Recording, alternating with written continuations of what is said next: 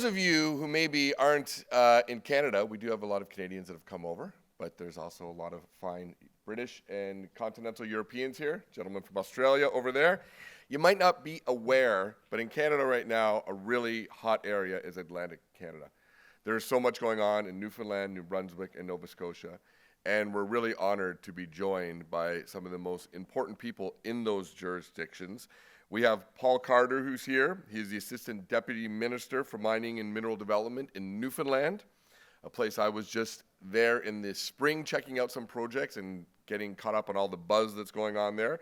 We have Neil Jacobson. He is Assistant Deputy Minister for New Brunswick.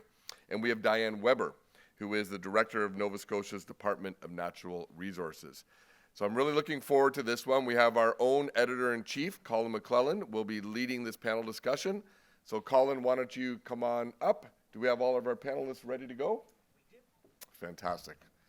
So yes, Diane, Neil, and Paul, please come up to the stage. Good morning, ladies and gentlemen. Welcome to the Atlantic Canada panel. To my left here, Diane Webber, Director of the Geological Survey, the Nova Scotia Department of Natural Resources. Years of experience, worked across Canada, internationally in exploration. And Paul Carter, next to her.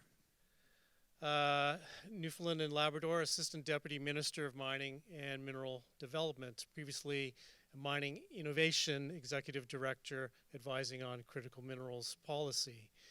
And Neil Jacobson, Assistant Deputy Minister, Lands and Mines Division at the New Brunswick Department of Natural Resources.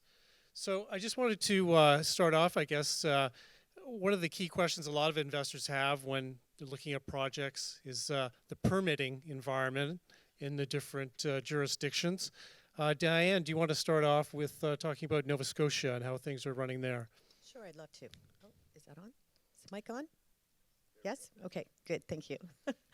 So we've shortened our timelines by improving our process coordination. Most recently, we've completed a modernization of our environmental approvals, so that includes both environmental assessments and industrial approvals. At the Department of Environment for Nova Scotia, they created a large industrial file team. So it's a team that's dedicated solely to support large, complex, and industrial projects and their clients. And within my own department, Department of Natural Resources, we created faster, smarter permitting by creating service standards to save 50% of mining permit timelines. And we just launched our NovaMine portal, which is an online permitting portal where proponents can go online, track the status of their permits, and everything is all in one place.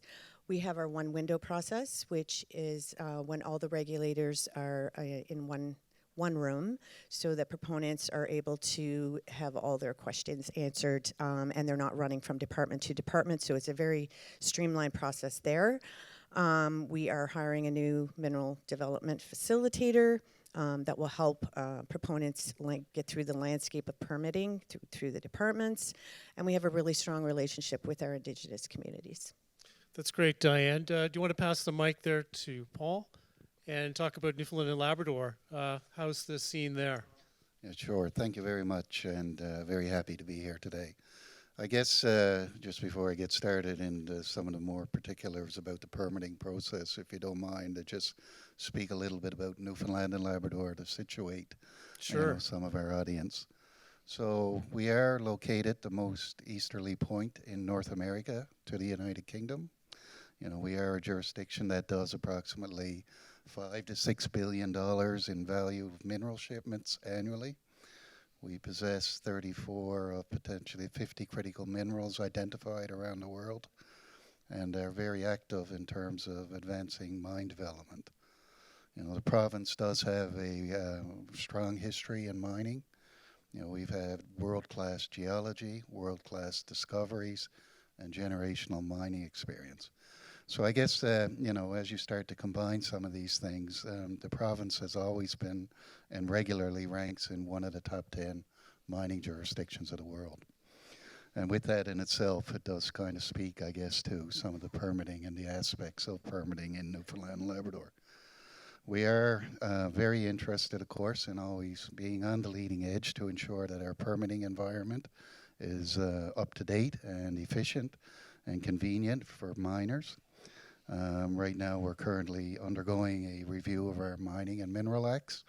As we've often observed, there's always new issues that come up, need attention, and we need to be mindful and expedient, of course, in making sure that we're able to match industry's needs and requirements while doing this in a very sustainable manner. Such examples include the introduction now of a new executive regulatory navigator, to help with advanced projects, to move them through the permitting process. And one thing about in the province, of course, we are a relatively small population, but our government is accessible. That industry can reach out at any time, and within 24 hours, somebody will be back in touch with you for sure. We are also, very interested in terms of the existing environmental process to allow for our projects to proceed. In many instances, we, do develop joint guidelines together with the Government of Canada, where there are projects that trip both provincial and federal environmental assessment processes. So, in many ways, we do look to do what is necessary to ensure that mining can happen in the province. We're very mining friendly and very mining friendly oriented.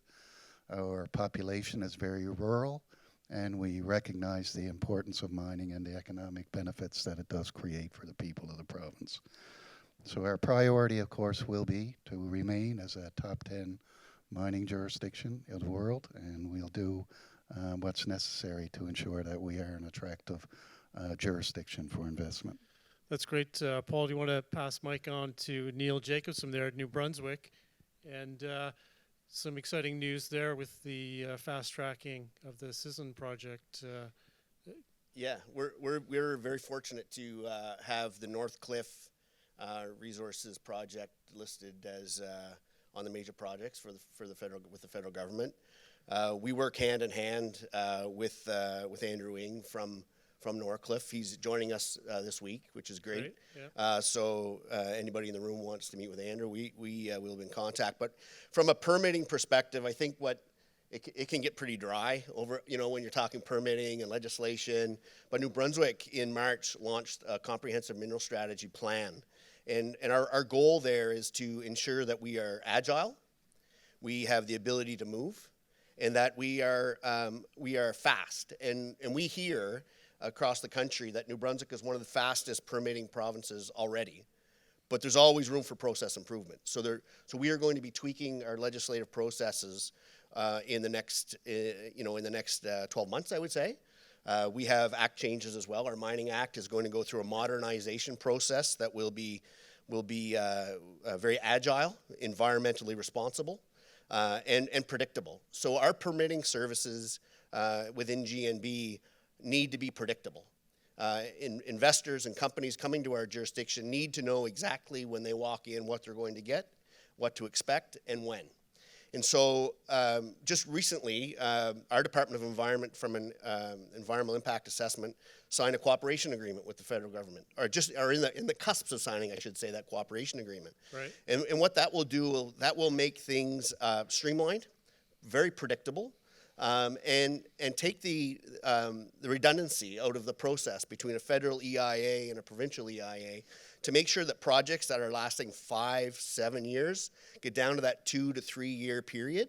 So we're really excited about that. And so we have launched our framework to our comprehensive mineral strategy, and that predictability that in our permitting system is one of our 5 key pillars. And so we will launch and release that strategy in March at PDAC. So we're very excited about that. That's great. Paul, do you want to comment on how you're cutting duplication with the federal government as well, perhaps? Yeah, certainly, often and almost every day engagement with the Government of Canada, just with respect to, mineral development in the province. Certainly very interested in the one window, one approach, I guess, if you will, to environmental assessment. But certainly where there is opportunity to align with federal processes and provincial processes. Harmonization and opportunities such as that are key underpinnings of what we would be looking at. Obviously, we work very closely with the Government of Canada as well, also in terms of, programming and supports for mineral development. But I guess, in many ways, we really do focus on our competitive advantage, being, of course, the mineral resource and potential that's in the ground. Right. And that in itself will drive development and ensuring that we do have the right regulatory environment to advance these projects. And Diane, do you want to speak to any kind of specific initiatives underway to reduce duplication with Ottawa? We work very closely with the Government of Canada. We support the principle behind the Ontario's single window coordination, but with Atlantic flexibility, and that's what we need to support the interest of our stakeholders. So when it comes to natural resources and regulatory processes, we need different made-in-province approaches. Every province is different, and that's the way we're looking at moving forward. Great, and maybe you want to move on, hold on to the mic there, and just talk about maybe some support mechanisms that you have for exploration companies, perhaps in geoscience funding. Funding, right. Yeah. So as far as the geoscience funding, we received some really targeted funding from the federal government for critical mineral projects, $1.35 million over the last year. We received additional provincial funding in addition to our core funding to accelerate the development and innovation sector as well. And the funds are being used to assess our critical mineral potential and develop supply chains. And then there's another fund from the feds. It's 1.5 billion that they're offering up until 2030, and we're vying for some money within that fund. It's an infrastructure projects fund.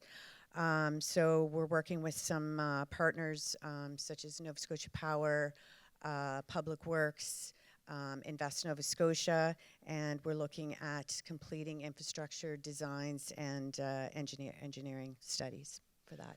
Great, maybe you can pass the mic on to Paul. Talk about similar projects in Newfoundland and Labrador. Yeah, certainly. I guess, and similar to New Brunswick, we did release an approach to our critical mineral endowment in the province back in 2023. For us, where we did have financial capacity to make investments, we did it on the front end, certainly investments in public geoscience, cutting edge, machine learning, artificial intelligence, remote sensing. Right. Also beefed up, if you will, some of our junior exploration assistance programming. So, for us, where we started targeting industry was to help de-risk on the front end, to generate projects, and ultimately, these programs have been very well received and uptaken by industry, both fully subscribed, with respect to the junior exploration assistance programming, similarly with prospectors assistance, and of course our approach to public geoscience to help de-risk investment for industry. That's great. Neil, maybe you've got an angle there from New Brunswick. Yeah, sure. So very similar to the federal funding that's available to all the provinces in Canada, and we also have the prospectors and junior support systems, and around $1 million somewhere around there in total for the programs. But what's interesting from a New Brunswick perspective is we have 15 geologists on staff that are in the field every day. So our value prop is actually that our geologists go home at night, every night. They drive. Our projects are right next to cities and towns. We have 40,000 kilometers of woods roads. We have 16,000 kilometers of paved roads, 2 deep water ports that don't freeze. So our staff are there walking the whole process. And we also have, the University of New Brunswick with an excellent geology program that is there, and we work really closely with UNB to do geoscience work. We have companies coming now we have 3 core facilities that we keep in the province, and we have companies coming in to do digital AI for months at a time to really determine what is in the rock and in the ground from a New Brunswick perspective. So I would say it's a hands-on support, and from from an investment perspective, you called New Brunswick, DNR in the mining sector, you get a call that day. You're not going to wait 6 weeks. You're not going to wait for a government employee to call you a month down the road. So that's We're small enough. We're the white glove service that I think that project to project with our value prop probably puts us at pretty close to the top. That's great. Maybe pass the mic there to Paul. I just want to change gears a bit and talk about labor. Maybe it's no secret perhaps that Atlantic Canada, a bit higher unemployment perhaps than the rest of the country, a bit of a history of that perhaps. But yet, one of the things that the mining industry says a lot is this skills gap or labor shortage in skilled trades for the industry. Just wondering how things are being addressed there. You might be able to hit two birds with one stone with the training for the unemployed sector. So certainly, you're right. A lot of people originally from Newfoundland and Labrador do find themselves all over the world in terms of finding employment and prosecuting, of course, their respective experience and opportunity to work.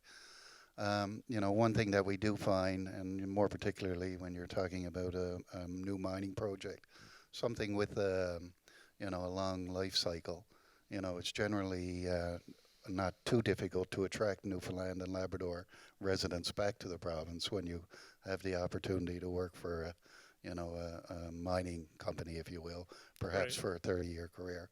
But certainly there's been a dedicated effort and focus on skilled trades training in the province, recognizing, of course, the abundant opportunities and the need for workers across many sectors, be it electricity, be it oil and gas and mining. We often think about, where some of the gaps are, of course, and, it was really interesting listening to the conversation this morning about, perhaps the generation that's been somewhat skipped.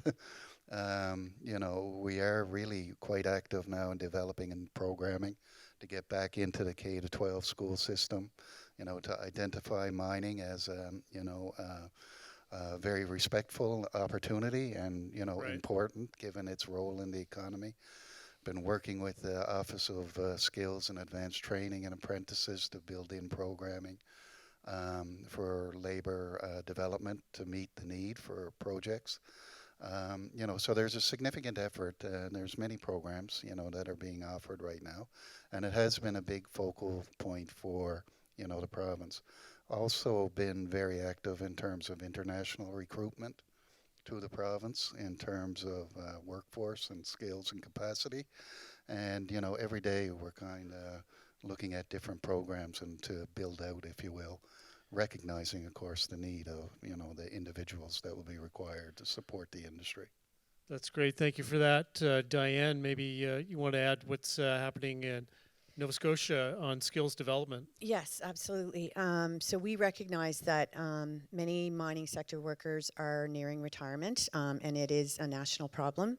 And as part of our critical mineral strategy, which we just launched in 2024, we're really focusing on youth and mentorship and working with our labor department as well for skilled labor. But one of our huge advantages for Nova Scotia is that we have the highest number of post-secondary and institutions and colleges per capita in all of North America. So we are in a really good position there as far as having the candidates. We provide all kinds of funding and collaborative opportunities for universities for research, to increase knowledge and skills for graduate students. There is going to be a launch of a brand new mining engineering program in one of the universities in Halifax, which is hugely important to provide those, the upcoming geoscientists as well, or mining engineers. And we provide, mentorship and training. We've also got, just as for the trade part of it, we just passed our Making Business Easier Act in October. So the province lowered fees for tradespeople, eliminated the 5-year certification renewal requirement, and we've got a youth workforce development strategy that's being implemented by our Department of Labor, and we have our Atlantic immigration program as well. So on a number of fronts there, and maybe you can pass over to Neil and talk about New Brunswick's skills development. Yeah, so as many may know in the room or may not, that New Brunswick has a really rich mining history. And with some unfortunate and the natural progression, a lot of our workforce has gone west and are fly in, fly out. And there's nothing better than, as I mentioned, with our own staff coming home at night to their own families. We have one prospective mine that the province owns that's going to go out to an expression of interest very shortly. It's 40 kilometers from the city of Fredericton. And so in having our discussion through the comprehensive mineral strategy, one of the other big pillars is awareness, education, training, but is also grounded in Indigenous relations and with our First Nations communities.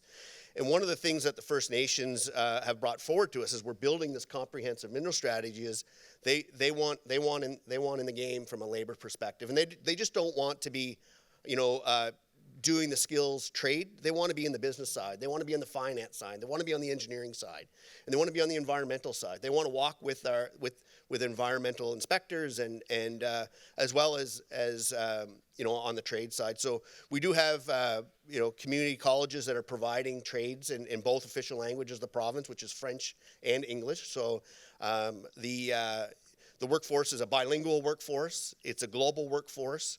But we have skilled trade laborers and in the mining industry working in Northern Ontario and in Iqaluit in British Columbia that really want to be home daily, and our province offers that opportunity. You spoke earlier about a couple of deep water ports that are ice-free. Yep. And what are some of the other infrastructure attributes of New Brunswick or things you're working on to improve? Yeah, I think that's a real value proposition for the province of New Brunswick. In addition to the 40,000 kilometers of woods roads that'll take you from kind of border to border within about a 3 to 5 hour drive, and our highway systems, we have industrial zones at our ports, the Port of Beldoon, and the port in St. John, New Brunswick, which are easy access to the European market. Right. Obviously, we also have significant rail infrastructure in the province of New Brunswick. 3 major airports in the province. So we think that we have the ability that from a infrastructure perspective and the strong geology that we have in the province of New Brunswick to really make it top level system.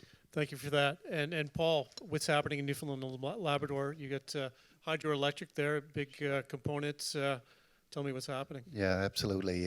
Certainly, even if you think about Newfoundland and Labrador today, we're currently 90% renewable energy delivery in the province, and of course the bulk of that is hydropower. Very significant hydroelectric developments in Labrador, similarly hydroelectric development on the island.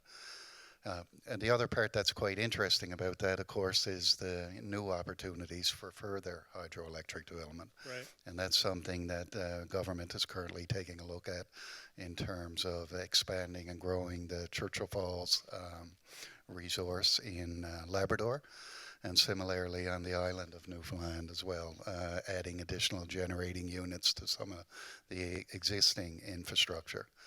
One thing that, the way that we observe it is, whoever has clean power also has a very competitive advantage, and particularly if you couple that with mineral resource. And, so some of these are the key pillars of our approach to mineral development and critical minerals. And obviously, we're promoting those, but also as well looking to build assets. So one thing that I would like to point out, of course, is, in our iron ore sector, we are a jurisdiction which produces high purity iron ore. And of course, its importance as well in terms of green steel manufacturing, the energy transition, and ensuring that we are able to grow and develop that industry. So right now, actively looking at new transmission building into the nucleus, I guess, of the iron ore trough to make that happen, working with the government of Canada to try and accomplish those goals, working with the province of Quebec as well. As the iron ore development in Labrador also translates through the economy of Quebec by way of heavy rail shipment to deep water ports, ice-free in Sept-Îles, Quebec, to move iron ore. So, you know, there's a lot of infrastructure planning that's currently ongoing. You know, new opportunities for hydroelectric development, but also as well, we're aggressively pursuing a wind to hydrogen strategy in the province. We're looking to convert wind into the production of hydrogen for either export to Europe, but also as well domestic use. And I can only imagine, you know, the benefits that would create should it be that we do have an active hydrogen production industry in the province, and how that can be utilized for metallurgical purposes as well in producing green products from our mineral wealth. Thanks, Paul. Thanks for that. Diane, what about in Nova Scotia, you know, renowned for tidal power and, of course, so many ports? Yes, absolutely. So we have our deep water ports as well. That's one of our huge infrastructure advantages. Highways, rail. There aren't too many areas in Nova Scotia that aren't covered by our sophisticated infrastructure because it's, you know, the population is dispersed throughout the whole province. Right now, we're undergoing one of the most aggressive grid transformations or transitions in Canada to have 80% clean power by 2030. And our wind and hydrogen potential is quite significant. We've got critical minerals essential for the wind turbines, solar panels, batteries, EVs, other clean tech. We have our critical mineral strategy, which is leading us to reach net zero. We now have the first in Canada university-based battery innovation center to produce and test new batteries. Which is huge. Battery scientists in academia are required to send designs for new batteries to third parties outside of Canada.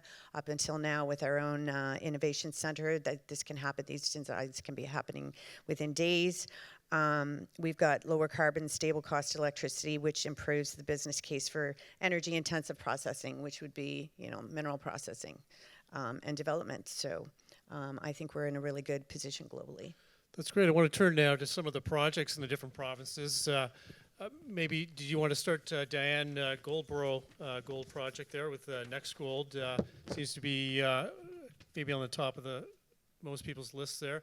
It's a former mine there. It was operating till 1910 for, I don't know, about 20 years, but now you want to, maybe it's going to come back into production.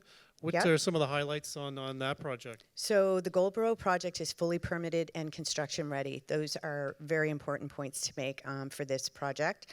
It's combined open pit and underground development, 1.15 million proven and probable ounces of gold, 2.58 million measured and indicated, projected 11-year life of mine with 100,000 ounces produced per year. After tax NPV, 328 million. After tax IRR, 25.5%, and community benefits agreements are in place.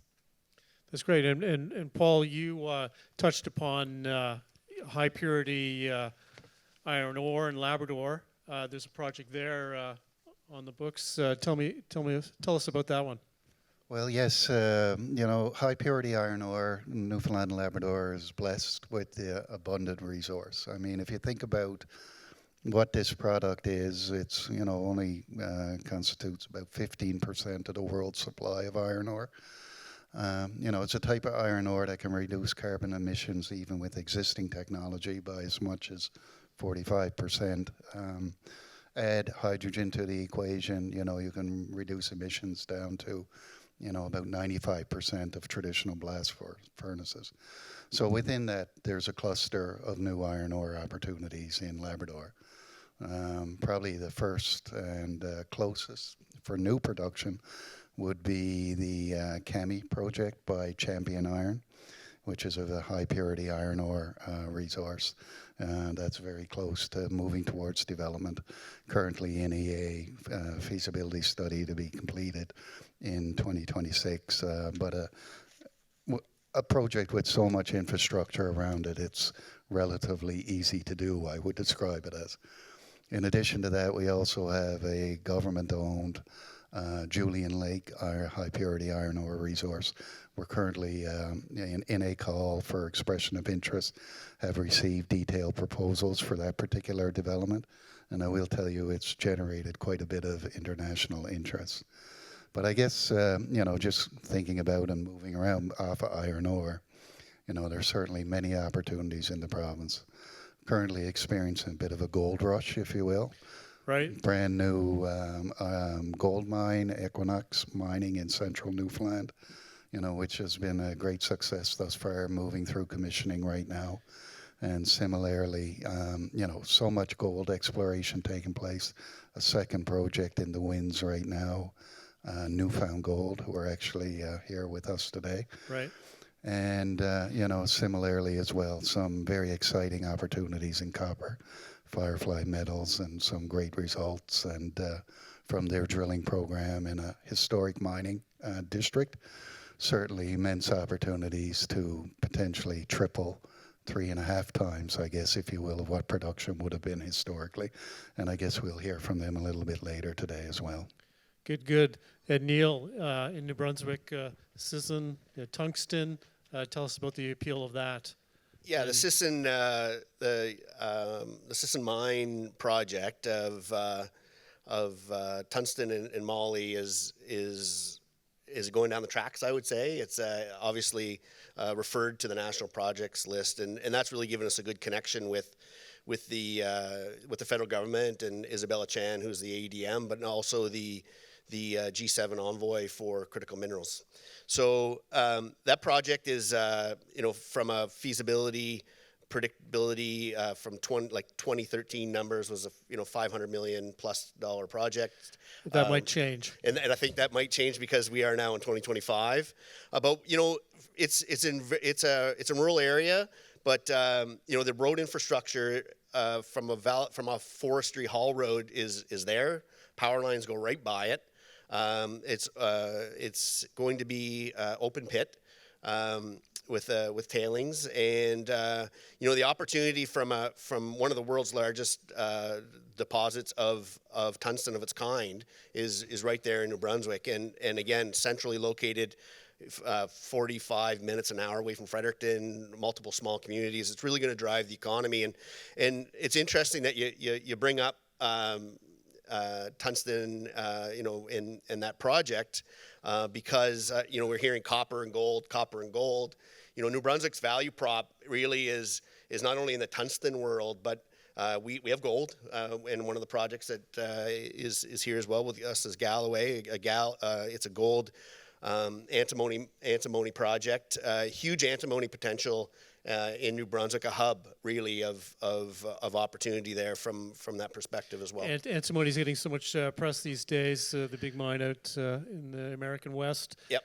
New prospect, and so with all the munitions, I guess everybody's gearing up in that way. What about the Battery Hill Manganese project? Yeah, so the Manganese X project and Canadian Manganese, two different companies. The Manganese X is in a pre-feasibility. Okay. It's located in the municipality, just on the edges of the municipality of the town of Woodstock, New Brunswick. 45 minutes from Fredericton to the west on the Trans-Canada. I would say it's from the 4-lane highway. It's maybe 2.5 kilometers would take you right to the Trans-Canada. And that project is one where it's got a large deposit. The companies are engaged with our team. We meet with them on a monthly basis for updates, and it's one that we see as a really strong possibility, and one that has real tight relations with the local Indigenous community in, titled Woodstock First Nation. So they're heavily involved as a partner.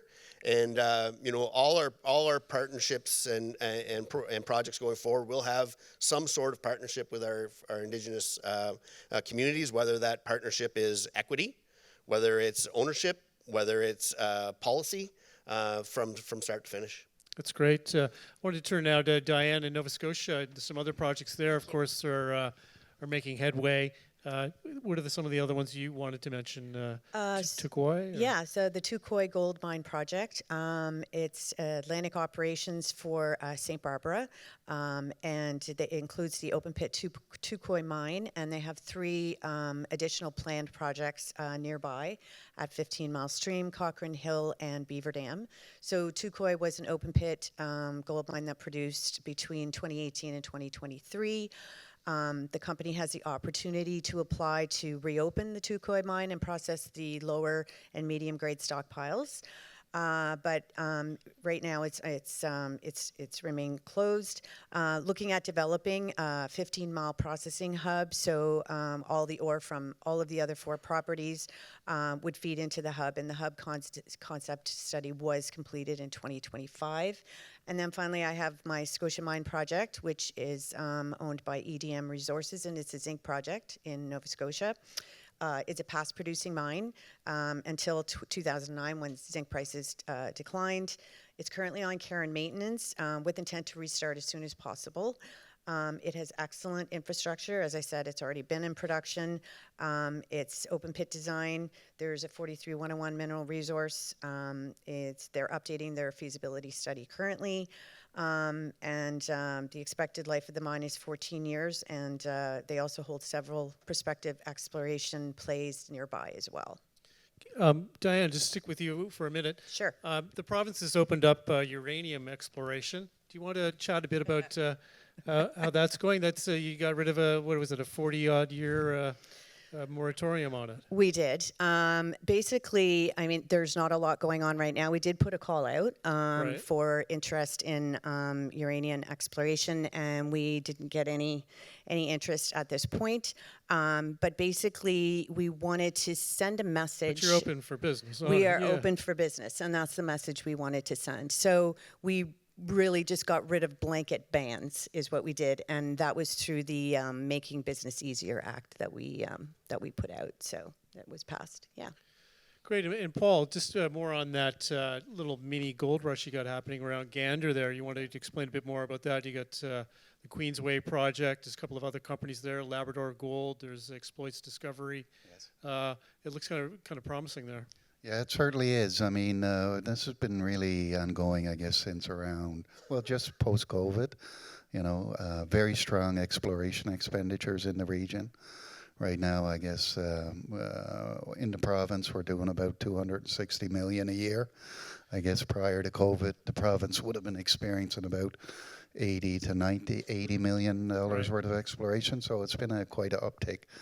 In around the Gander Central area where, Equinox Gold with their, new project just... Valentine, yeah. Valentine. There's a lot of M&A action happening there. You had Absolutely, yeah. Caliber taking over. And, Absolutely. yeah. You had Caliber originally taking over Marathon Gold, then, Yeah. a merger and acquisition with Equinox. So, we're all pretty excited about that, but certainly as well, as I was mentioning, Newfound Gold with the Queensway project, and also quite interesting, of course, their recent acquisition of Maritime Gold, who were just advancing the Hammerdown project in the Bay Verde area of Newfoundland. Yeah, so now they've kind of advanced from being an explorer to producer. That's correct. And, when you think about the synergies that might exist between existing processing... And Queensway's had some pretty exciting assays over the years. Back in 2019, It that has. one that went, It has. what was it, 92.9 grams over 19 meters, I It see. has. Yeah, it has. And,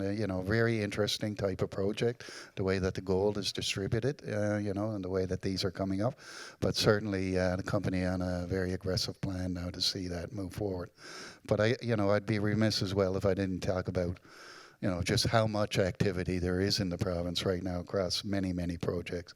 Certainly the exploration side of the province is very busy across many of the critical minerals, identified by, various jurisdictions around the world. And of course, as a province, our interest is in building those strategic partnerships with those jurisdictions. We see ourselves as a choice supplier of critical Right. minerals, but also as well, certainly wanting to maximize supply chain participation and development with the, energy infrastructure and infrastructure we do have in place, but certainly as well to couple that with the resource that exists in the province. Sure. And Neil, I wanted to turn to you. Maybe Murray Brook Copper, Yeah. exciting one there. Very exciting. Probably one of, if things work out really well in the near future, is probably one of our first real big jumps for the province to move. And so it's part of the former Caribou Trevally properties. Right. So the Caribou mine was there. Murray Brook is 10 kilometers to the west along a paved highway that goes right across the province. The project is currently talking to the wind producers that are 15 kilometers away from the project to make it almost a green, fully 100% green project. Okay. It's a copper deposit, zinc, and it's one that will bring energy back to the Bathurst mining camp area and to the municipality of Bathurst in the north. It's fully supported by Pabineau First Nation as well as a partner, and Simon Quick from Canadian Copper is here with us this week and is going to be presenting. And I would encourage anybody to go and have a chat with Simon. Very approachable, one that is bringing excitement in the province of New Brunswick for sure, and that we are working with basically on a weekly basis as a kind of a white glove service to provide to our proponents. And that's one of, I counted last night on the brochure that's at our table, and I would say, Colin, that we have a one-pager for all the projects we talked a little bit about today. So if you want a little bit further information on any one of our projects, we have a sheet for you. But we have a handout, and I counted 79 projects. And so I said to the director of Geological Services, like, geez, 79 projects. He goes, no, it's over 100. We only have enough room to put 79 Only on so the much sheet. paper. So it's an exciting jurisdiction for a small little powerhouse that was and that is, and that will continue to be. And we're really looking forward to taking that next big leap with some of these major projects. Well, I think the whole region's kind of exciting, and you have a cluster of tables out there near. We do. So people should search that out, and for your one-sheeters, that'd be great. Any questions from the audience now as we wrap up the Atlantic Canada panel? Maybe we can pass the mic around if there are. We have got a question here in the middle. Laura, maybe you can grab a mic.